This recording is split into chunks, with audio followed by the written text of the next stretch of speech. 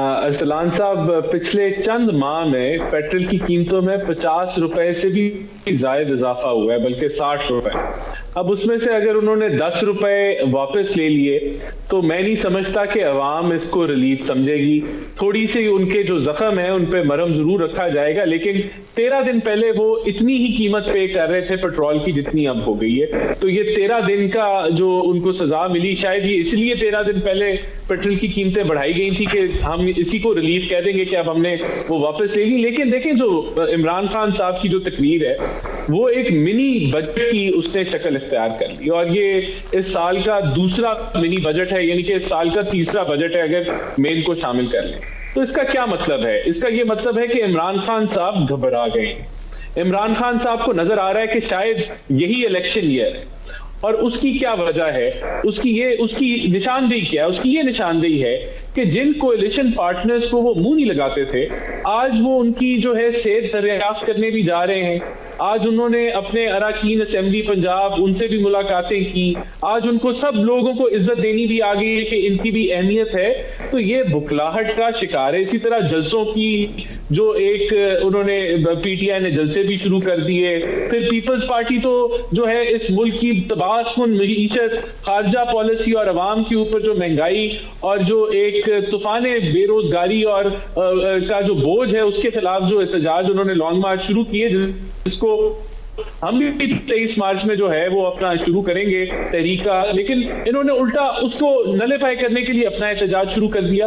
तो ये हुकूमत फिर कालीन जो है नेशनल असेंबली के उनको उखाड़ लिया गया कि ये सेशन ना बुलाया जाए। जहांगीर तरीन साहब जिनको इन्होंने सजा देनी थी और शुगर के ऊपर नोटिस ले लिया था, अब वो दोबारा से दोस्त बन गए।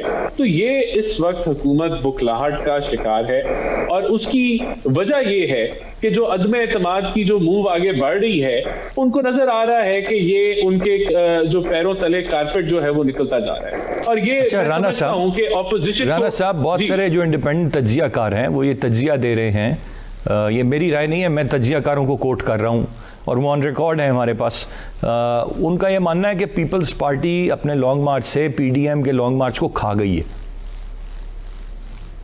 बाजी ले गए हैं। नहीं के देखिए, हमारा तो देखें अभी तो लॉन्ग मार्च हमारा शुरू होना है, तो वो शुरू होने से पहले कैसे खा गई है? यानी कि हम तो इसको अप्रिशिएट करते हैं, अच्छी बात है। पीपल्स पार्टी अपनी तहरीक चला रही है, इस हुकूमत के खिलाफ चलानी चाहिए। हमारा 23 मार्च को शुरू होगा, वो तो जब हमारा शुरू होगा और जो हम करेंगे उसके बाद ये तज्जिया किया जा सकता है कि पीपल्स पार्टी खा गई। लेकिन असल में हमारा मुकाबला तो है नहीं पीपल्स पार्टी के साथ, हमारा जो तहरीक है वो तो हुकूमत गिराने की तहरीक है। तो अगर ये हुकूमत को अगर हम इसको हिलाने में या इसको जगाने में कामयाब हो जाते हैं, चाहे वो पीपल्स पार्टी है या चाहे हमारी जमात है, और अवाम को कुछ रिलीफ मिलता है या बेहतरी आती है, तो वो जरूर वो वेलकम है। लेकिन यहाँ अरसलान एक और इम्पोर्टेंट पॉइंट है कि जो 250 अरब का जो लगभग एस्टिमेट किया है मुख्तलिफ लोगों ने कि ये रिलीफ होगा, जिसके अंदर स्कॉलरशिप्स हैं या ये जो इंटर्नशिप्स हैं और ये जो इंडस्ट्रियल पैकेज है, ये 250 अरब तो हुकूमत के पास है ही नहीं, मौजूद ही नहीं है। तो सवाल राना साहब, let me correct you here, it's not Arab, it's 2 खरब 37 अरब रुपए। 2 खरब नहीं, टोटल जो इसमें पेट्रोल की मद में जो रिलीफ दिया गया है, मैं सर कलेक्टिवली बता रहा हूँ, वजीर आजम के जो टोटल रिलीफ एकदम आते हैं सर, वो 2 खरब 37 अरब रुपए की उन पर लागत आएगी, जो टोटल है। मैंने 250 अरब का फिगर मैंने स्टडी किया था एक जो सर वो फ्यूल के हवाले से शायद आपने गालबन कोट किया है, मैं कलेक्टिवली सारी चीजों पर बता रहा हूँ आपको।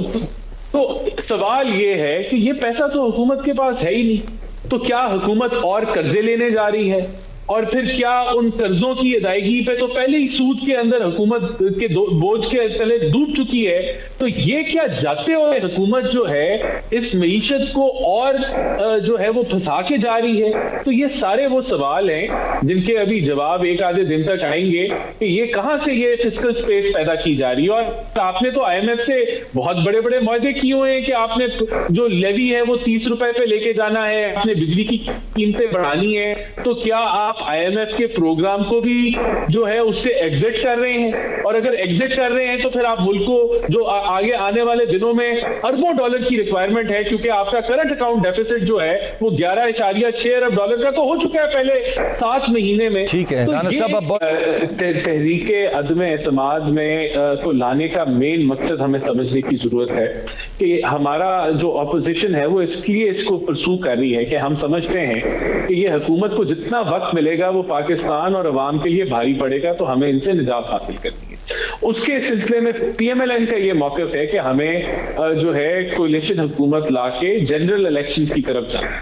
देखें, हमारे नंबर गेम पूरी है, PTI के बहुत सारे अरकान हमारे साथ हैं जो इनफ हैं, उनके नंबर्स काफ़ी हैं कि इस हुकूमत को गिरा दिया जाए। लेकिन जो आगे का लाएमल है जिसके अंदर आपने ये तय करना है कि इस हुकूमतें डिसॉल्व कैसे करनी है और फिर इलेक्शंस की तरफ कैसे जाना है। कुछ लोगों का मौक़िफ़ है कि कोलिशन को टाइम पूरा करने की ज़रूरत है, और तो ये सारे मामला जो हैं ये एक सब पार्टियों को जो अदम एतमाद का हिस्सा बनने जाएंगी इंशाअल्लाह ताला, इसमें उनके कोलिशन पार्टनर्स भी मौजूद होंगे। तो ये उनको एक पेज पे लाने की जो मुशावरत है वो जारी है। जब ये चीजें मुकम्मल हो जाएंगी तो ये टेबल हो जाएगी, लेकिन ये चीज अश्योर होनी चाहिए कि तहरीके अदम एतमाद तभी जो है वो लाई जाएगी, सब मामला पूरे होंगे और उससे अवाम को कोई रिलीफ मिले। ये पावर गेम नहीं है, हम इक्तदार के भूखे नहीं है कि हम इमरान खान को गिरा के अपनी हुकूमत लाना चाहते हैं, नहीं, कतई नहीं। हम समझते हैं कि इस अदम एतमाद से पाकिस्तान के लिए कोई बेहतरी का सफर जो है वो शुरू हो, कोई अवाम के लिए रिलीफ का सफर शुरू हो।